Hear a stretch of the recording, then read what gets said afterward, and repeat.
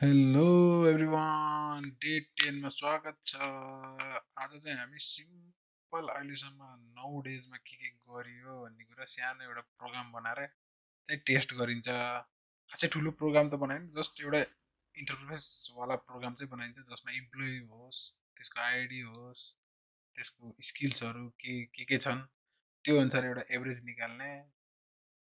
जस्ता कामहरू गरेर हेरौँ है त।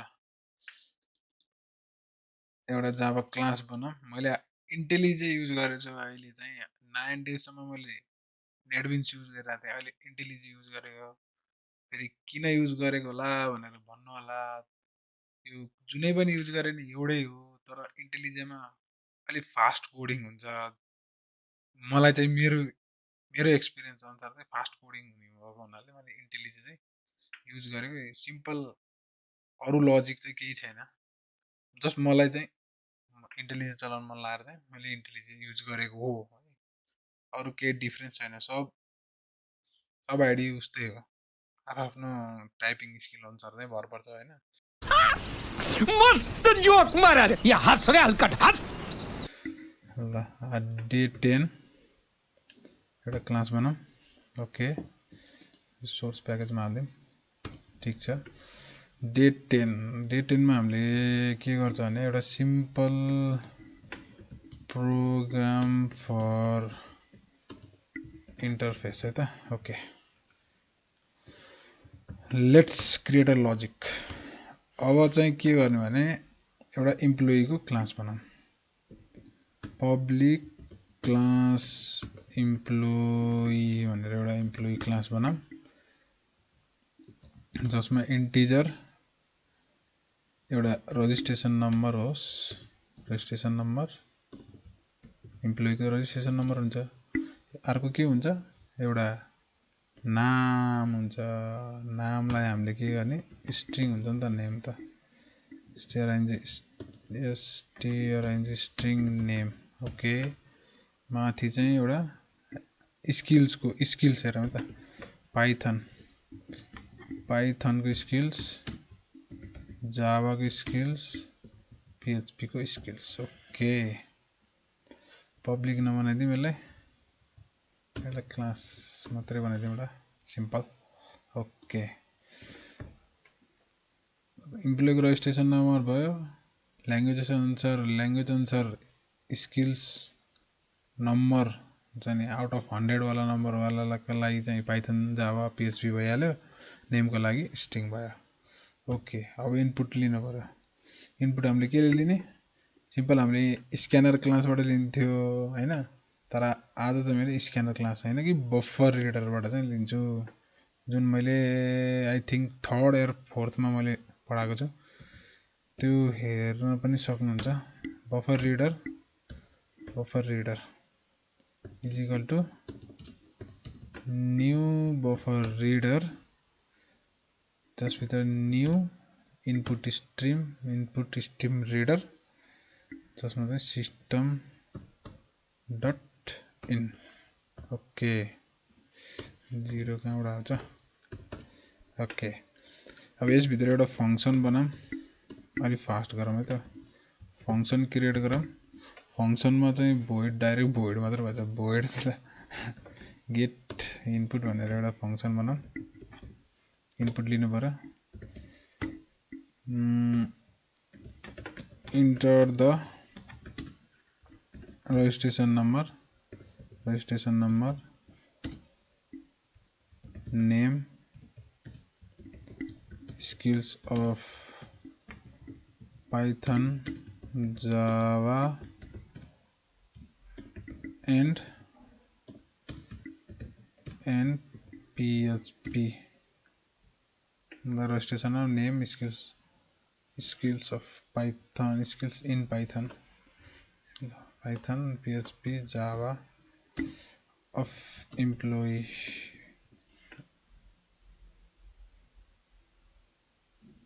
Enter the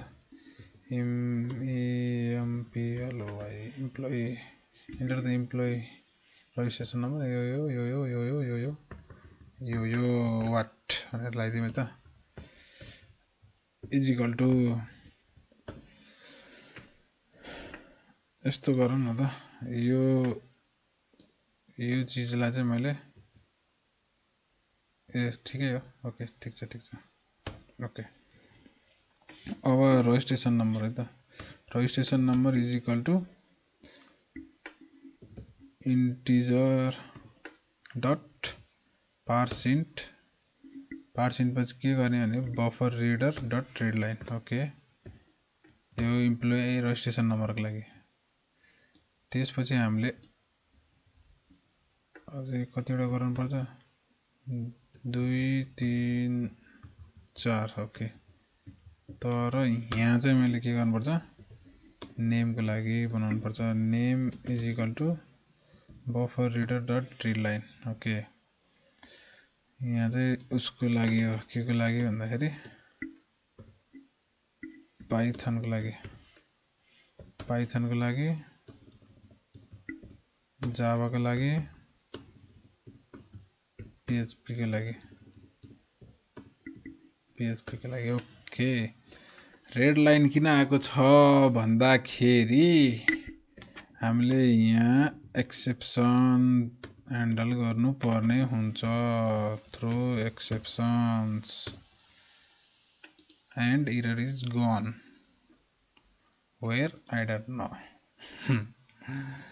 अब अर्को फंक्सन बनाम जसले चाहिँ के गरोस् भन्दाखेरि यो इनपुटलाई चाहिँ डिस्प्ले गराउँछ है त त्यसको लागि void डिस्प्ले भन्ने चाहिँ फंक्सन बनाम जसले चाहिँ के गरोस् डिस्प्ले गरोस् your registration number is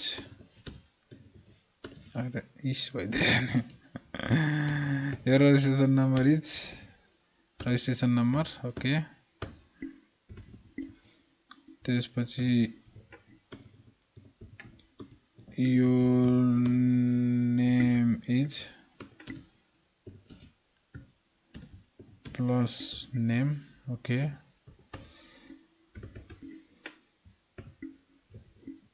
your Python skills in your Python skill कति छ त your Python को skill out of 100 is equal to plus Python okay same कुरा हो एउटै कुरा हाने गर्नु पर्यो कन्ट्रोल सी एउटै कुरा रिपिट गर्नु पर्यो भने कन्ट्रोल सी कन्ट्रोल बी यो मैले इजी को लागि हाने यसमा PHP हो PHP यहाँ जावा अलि छिटो हान्नु पर्यो भन्दा नि यो अलि छिटो हान्दाखेरि बिग्रियो क्या कटक गरेर पाइथन त्यसपछि जावा त्यसपछि के छ भने हाम्रो PHP ओके इनपुट पनि लेख्यो डिस्प्ले पनि बनाइयो अब त्यसपछि के गर्ने भन्दाखेरि यसलाई एकचोटी रनै गरेर हेरौँ न त डिस्प्ले हुन्छ कि हुँदैन यहाँ मेन मेथड त चाहिन्छ मेन मेथडको लागि अब employee is equal to new employee के गर्नु पर्यो इनपुट पनि ल्याए डिस्प्ले नै यहाँ गर्दै नि त त्यसपछि के गर्नु पर्यो इम्प्लोइ कोले चाहिँ के गर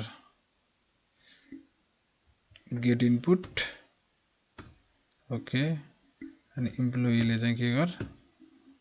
आउटपुट लिक डिस्प्ले भन्ने ओके यहाँ किन रेड आयो यहाँ पनि के गर्नु पर्छ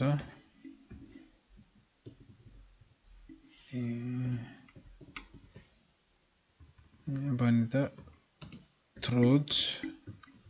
एक्सेप्सन्स ओके यसलाई एकचोटि रन गरेर हेरिहालौँ है के आउँछ है अब मैले यहाँ यो किन माथि आउँदैन यही झन्झट छ क्या रजिस्ट्रेसन नम्बर दिनु पर्यो रजिस्ट्रेसन नम्बर 10 नाम दिनु पर्यो राम भनेको मोटु लाल ओके स्किल्स 50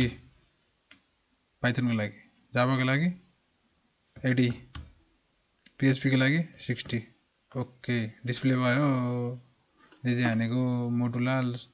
हाम्रो यति यो भनेर डिस्प्ले भयो अब डिस्प्ले त भयो अब यो डिस्प्ले भएकोबाट के गर्ने एउटा टोटल निकालेर एभरेज पनि त निकाल्दिउँ न त त्यसको लागि त इजी छ त कुनै ठुलो इस्यु भएन त्यसको लागि एउटा क्लास बनाऊँ क्लास हामीले के गर्ने एउटा आउटपुट भन्ने एउटा क्लास बनाऊँ आउटपुट भन्ने एउटा क्लास बनाऊँ जुन चाहिँ एक्सटेन्ड के गर हाम्रो इम्प्लोइलाई एक्सटेन्ड गर इम्प्लोइलाई एक्सटेन्ड गरिसकेपछि यसलाई इन्टिजर निकाल्नु पर्यो टोटल टोटल पछि के आउँछ एभीई आरएजी एभरेज पनि त निकाल्दै नि त टोटल निकाल्छ एभरेज निकाल्नु कुन चाहिँ ठुलो कुरो भयो त नि अब फंक्सन बनाम फंक्सन के बनाम भने इभालुएट भन्ने एउटा फंक्सन बनाम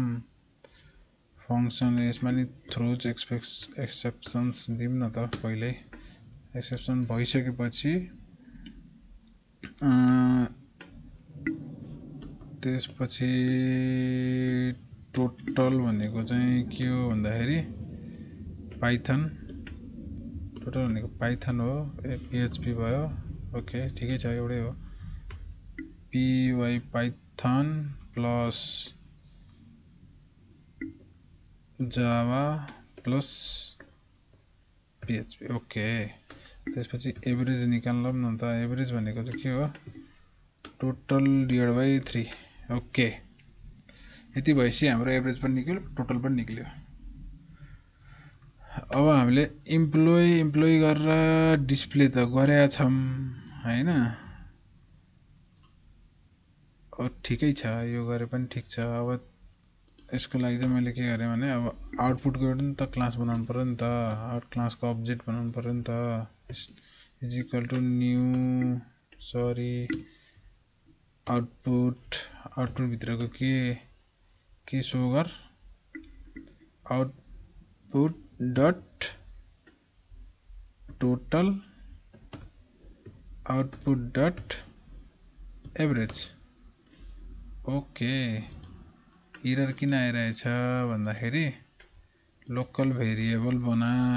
भनेर आइरहेछ आउटपुटले त उतापट्टि इन्स्टान्सेस बनाएको छ ठीक छ यस्तो गरौँ न त के छ र चिन्ता किस बात का हामीले यो इम्प्लोइ क्लासलाई कमेन्ट गर्दियौं ओके त्यसपछि के गर भन्दाखेरि यहाँ थियौं चाहिँ पहिला इनपुट लि त्यसपछि डिस्प्ले गर्दै okay why this comes here remove exceptions no I don't need exceptions अरे यार टोटल निकालेपछि त हामीले सो पनि त गरौँ न त क्या सो नै नगरेकी त कहाँ गर्ने टोटल निकाल भनेर यसरी आउँछ त नि बिर्सिरहेको नि त साथी तिमी किन यस्तो output dot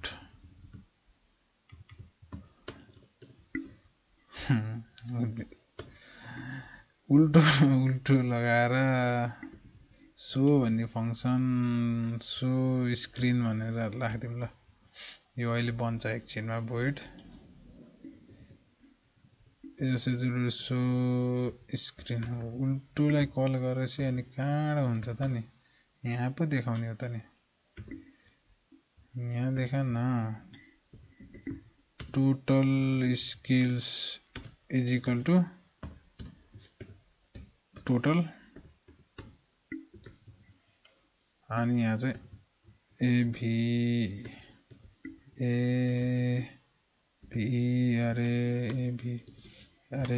average is equal to plus average okay अब बल्ल कसो हुन्छ अब यस्तो हुन्छ नि त यहाँ राइट ओके लेट्स रन आहा कति मजाले 0 0 आएको भाइ 0 0 किन आइरहेछ अब यसलाई चाहिँ इरर 0 0 डाइरेक्ट इरर आयो 0 0 डाइरेक्ट इरर आउनुको कारण के छ भन्दाखेरि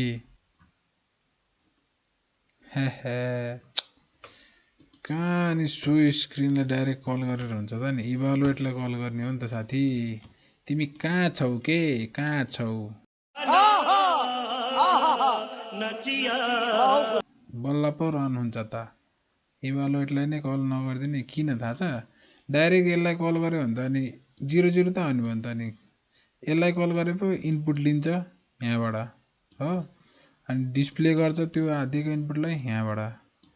त्यसपछि त्यसले के गर्छ टोटल निकाल्छ यहाँबाट अनि बल्ल पो सो स्क्रिन गर्ने हो त नि यहाँ बल्ल आउटपुट डट सो स्क्रिन बल्ल पो अनि स्क्रिनमा सो हुन्छ त यसरी नै इरर चाहिँ हेरेर आफैले पत्ता लगाउन सक्नुपर्छ ओके मेरो रोल नम्बर 10 हो त्यही अनुसार 10 हान्दे मोटुलाल भनेर नाम दिएँ पाइथनको स्किल कति हो पाइथनको स्किल 60 जावाको स्किल 85 ओके पीएचपीको स्किल 70 ओके आयो 10 रजिस्ट्रेसन नम्बर 10 हो नाम मोटुलाल 60 पाइथनको जावाको 85 75 टोटल स्किल कति भयो यति 215 भयो एभरेज कति भयो हाम्रो 71 ओके यही नै हो सिम्पल अहिलेसम्म हामीले 9 डेजमा गरेको कुराहरू लगभग इम्प्लिमेन्ट गरेको चाहिँ यही नै हो यहाँभन्दा ठुलो कुरोहरू केही पनि छैन यति इम्प्लिमेन्ट गर्न सक्यो भने त 9 डेजसम्मको भिडियो हेर्न पनि पर्दैन यति जाने भने त मेरो विचारमा चाहिँ ओके अन्त 10 डेज 10 को भिडियो चाहिँ एकदम इम्पोर्टेन्ट छ 1 देखि 9 सम्म हेर्ने जसले हेरेको छ भिडियो उसलाई चाहिँ यो 10 भिडियो चाहिँ हेर्नै पर्ने हुन्छ